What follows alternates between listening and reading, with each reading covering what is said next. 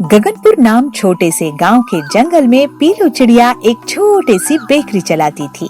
वो बहुत मेहनत करके अच्छी क्वालिटी की चीजें बनाया करती थी और अपना घर का खर्चा चलाया करती थी। उसकी बेकरी के डार्क चॉकलेट लोगों को बहुत पसंद थे, जिसके लिए वहाँ हमेशा भीड़ लगी रहती थी। बच्चे हो या बड़े, सभी पीलू की बहुत तारीफ करते थे। उसकी दुकान के सामने कालू कौवे की भी बेकरी थी। वो पीलू से बहुत जलता था क्योंकि उसकी दुकान की चॉकलेट नहीं बिकती थी। चॉकलेट ले लो, चॉकलेट त्योहारों के लिए चॉकलेट, बच्चों के लिए चॉकलेट। तो टिल्लू वहाँ आता है। कालू भैया, ऐसे कैसे बेकरी का चॉकलेट बेच रहे हो?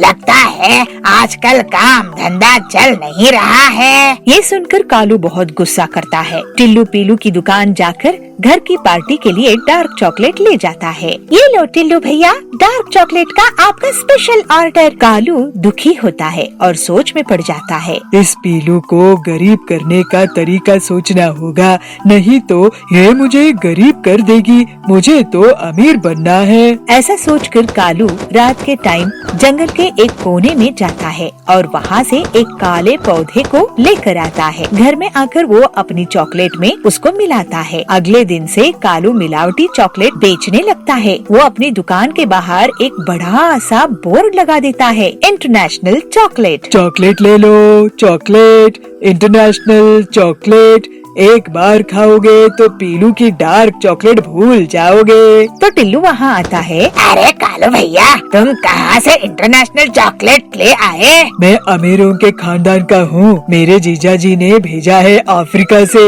एक बार खा के तो देखो टिल्लू भाई। ठीक है, एक दो, नहीं अच्छा लगा तो पैसे नहीं दूंगा। कालू टिल्लू को उसकी मिलावटी चॉकलेट देता है और टिल्लू उसे और चॉकलेट खरीद कर खा जाता है। अरे वाह कालू भाई, क्या चॉकलेट है! सच में इंटरनेशनल क्वालिटी की है। महंगी है पर बहुत ही टेस्टी है। अब मैं तुम्हारी ही दुकान के चॉकलेट खरीदूंगा। और जल्दी ही पीलू को नुकसान होना शुरू हो जाता है। उसकी दुकान में ग्राहक नहीं आते थे। सभी को कालू इंटरनेशनल चॉकलेट ही अच्छी लग रही थी। वो पीलू के पास दुकान बंद करने के टाइम आ जाता है। पीलू, तुम कहो तो मैं अपने अफ्रीका के जीजा जी के जंगल तुम्हारी नौकरी लगवा दूं। मैं तो बर्बाद ही हो गई हूँ। ये अचानक से कालू का कौन सा जीजा जी पैदा हो गया विदेश में जो ऐसे चॉकलेट भेज रहा है। एक दिन पीलू बहन, क्या बात है? आप आजकल बेकरी के लिए ऑर्डर नहीं कर रहे हो? क्या बताऊं टिल्लू भैया, कालू की इंटरनेशनल चॉकलेट के कारण मुझे बहुत नुकसान हो रहा है। लेकिन उसके पास इंटरनेशनल चॉकलेट कहाँ से आ गई? पीलू उसे सब बात बताती है। मुझे तो कुछ गड़बड़ लगता है। तुम फिक्र मत करो पीलू बहन, मैं स्विट्जरलैंड से तुम्हारे लिए सफेद चॉकलेट इंपोर्ट करूँगा। उसमें जरूरी विटामिन भी होते हैं। अगर तुम उससे चॉकलेट बना सको तो तुम्हारी दुकान बंद होने से बच भी जाएगी। पीलू तैयार हो गई और फिर टिल्लू उसको सफेद चॉकलेट सप्लाई करने लगता है। पीलू उसे सफेद चॉकलेट बना लेती है और उसे अपनी सहेली सुंदरी को टेस्ट कराती है। बहन, ये नई स्विट्जरलैंड सफेद चॉकलेट है। तुम जरा इसे टेस्ट करके तो बताओ कि ये कैसे बनी है। वाह बहन, ये तो लाजवाब सफेद चॉकलेट है। मैंने तो कभी सुना भी नहीं था कि ऐसी भी सफेद चॉकलेट होती है। और फिर पीलू अपनी दुकान में सफेद चॉकलेट्स बेचने लगती है। उसकी दुकान में बच्चों की भीड़ इकट्ठा हो जाती है क्योंकि किसी ने सफेद चॉकलेट नहीं देखी थी। जल्दी ही पूरे सफेद चॉकलेट्स बिक जाते हैं। इसके बाद से पीलू टिल्लू को सफेद चॉकलेट का ऑर्डर देने लगी। पीलू अपने चॉकलेट्स को बहुत कम दाम में बेचती थी। कालू कौवे की दुकान अब भी ठीक चलती थी, लेकिन वो पीलू से बहुत जलता था। तो कालू कौवा ऐसे सोचता है, मैं तुम्हारी सफेद चॉकलेट की भी काट निकाल लूंगा। तुम कोई भी रंग की बना लो। बहन पीलू, तुम इस कालू बदमाश पर नजर रखना। उस रात पीलू अपनी दुकान बंद करके जा रही थी। तभी उसे कालू छुप छुप कर जंगल में उड़ता हुआ नजर आता है। अरे कालू इतनी रात में गहरे जंगल में कहाँ जा रहा है? ये जरूर कुछ गड़बड़ करता है। पीलू कालू का पीछा करती है और देखती है कि वो जहरीले पौधों को लेकर जा रहा है। और फिर पीलू कालू का पीछा करती है। पीछा करते करते उसके घर में जाती है। कालू उस पाउडर को डार्क चॉकलेट चॉकलेट में मिलाता है। पीलू तुरंत ही जाबाज इंस्पेक्टर के पास जाती है। इंस्पेक्टर साहब, कालू अपनी डार्क चॉकलेट में नशा मिलाता है जिससे लोगों को उसकी आदत लग रही है। जाबाज ये सुनकर बहुत गुस्सा करता है। मेरे इलाके में भी सभी को कालू की डार्क चॉकलेट की लत लग गई है। मैं उसे रंगे हाथों पकड़ूंगा, उसकी हड्डियां तोड़ दूंगा। तुम यहाँ आकर बहुत अच्छा की पी लो। फिर इंस्पेक्टर जाबाज अपने हवालदारों के साथ कालू के घर जाता है और कालू के घर की तलाशी लेता है। उसको वहाँ जहरीले काला पौधों का पाउडर मिल जाता है। जाबाज से कालू बहुत डर जाता है और सब कबूल लेता है।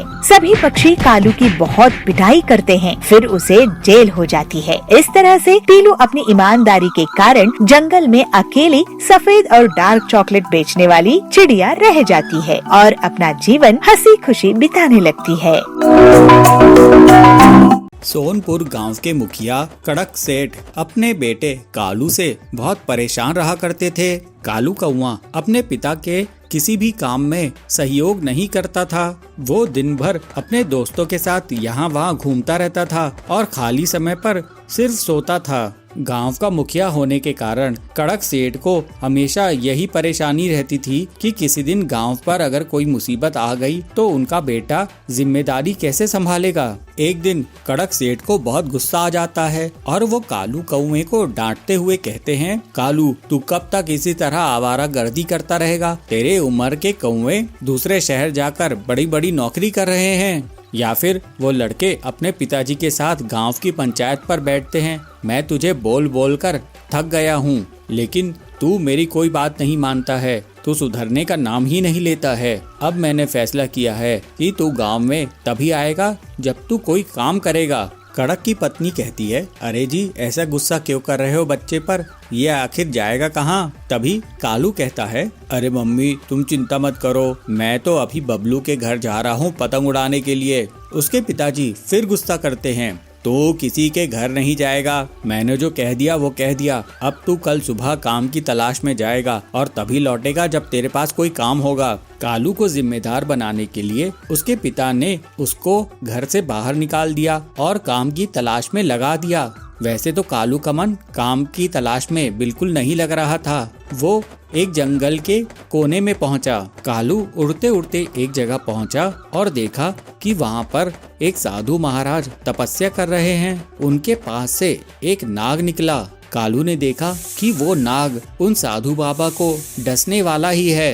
कालू ने फुर्ती दिखाकर उस सांप को पकड़ा और दूसरी तरफ फेंक दिया। इस शोर से साधु बाबा की तपस्या टूट गई।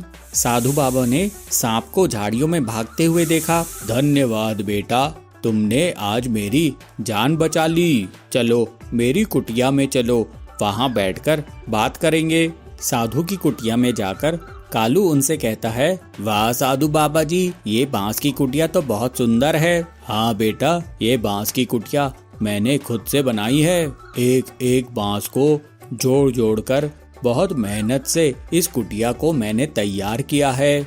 ये सुनकर कालू कहता है, साधु बाबा जी क्या मैं आपके साथ थोड़े दिन रह सकता हूँ? हाँ हाँ बेटा, बिल्कुल रह सकते हो। फिर कालू साधु बाबा के पास रहने लगा और उनकी अच्छे से सेवा करने लगा। कालू साधु बाबा के पास रहकर बांस से घर बनाना सीख गया। फिर एक दिन साधु बाबा कालू से बोले, कालू बेटा, अब मेरा यहाँ से जाने का समय आ गया है। अब मैं दूसरी जगह जाऊंगा और तुम्हारा भी अपने गांव वापस जाने का समय आ गया है। कालू कहता है, लेकिन साधु बाबा जी, मेरे पिताजी ने मुझे निर्देश दिए हैं कि जब तक मैं कोई काम धंधा नहीं ढूंढ लेता मैं गांव वापस नहीं जा सकता। काम तो तुमने सीख लिया कालू, बांस के घर बनाने का। ये भी बहुत मेहनत का काम है। अब तुम अपने गांव जाओ और वहां पर बांस के घर बनाने शुरू कर दो। यही काम तुम शुरू कर दो, एक दिन ये बांस के घर तुम्हारे बहुत काम आएंगे। कालू साधु बाबा से विदा लेकर वापस गांव पहुंच जाता है और अगले दिन बांस मंगाकर वो बांस के घर बनाना शुरू कर देता है। उसे बांस का घर बनाता देख उसके पिता नाराज हो जाते हैं और अपनी पत्नी से कहते हैं, अरे इस लड़के को मैंने काम धंधा ढूंढने के लिए भेजा था और ये बांस का घर बनाना सीख कर आया है। उसकी पत्नी कहती है, हाँ, पर ये बांस के घर कितने मजबूत और सुंदर दिख रहे हैं। अरे लेकिन ये घर किस काम के हैं? इस घर में कौन रहना चाहेगा? गांव में सबके अपने अपने घर, अपनी अपनी जमीन जायदाद हैं। कालू बहुत मेहनत करके पूरे गांव में जगह जगह बांस के घर बना देता है। कुछ दिनों बाद बारिश का मौसम आ गया। इस बार बारिश बहुत जोरों की हुई और बारिश रुकने का नाम ही नहीं ले रही थी। इस वजह से गांव की नदी में उफान आ गया और गांव बाढ़ की चपेट में आ गया। गांव के पक्षी बहुत घबरा गए। उनके घरों में पानी भर गया था। वे इधर उधर शरण के लिए भाग रहे थे। तभी उन्हें बांस के घर दिखाई दिए। ये बांस के घर काफी ऊंचे बने थे और इसके छत तक पानी नहीं पहुंच रहा था। पूरा गांव कालू के बांस के घरों में शरण लेता है। कालू का पिता कड़क और उसकी माँ वे भी बांस के घर में रहने लगते हैं। कालू अपने पिता से कहता है, पिताजी, मुझे साधु बाबा ने कहा था कि एक दिन ये बांस के घर हमारे बहुत काम आएंगे।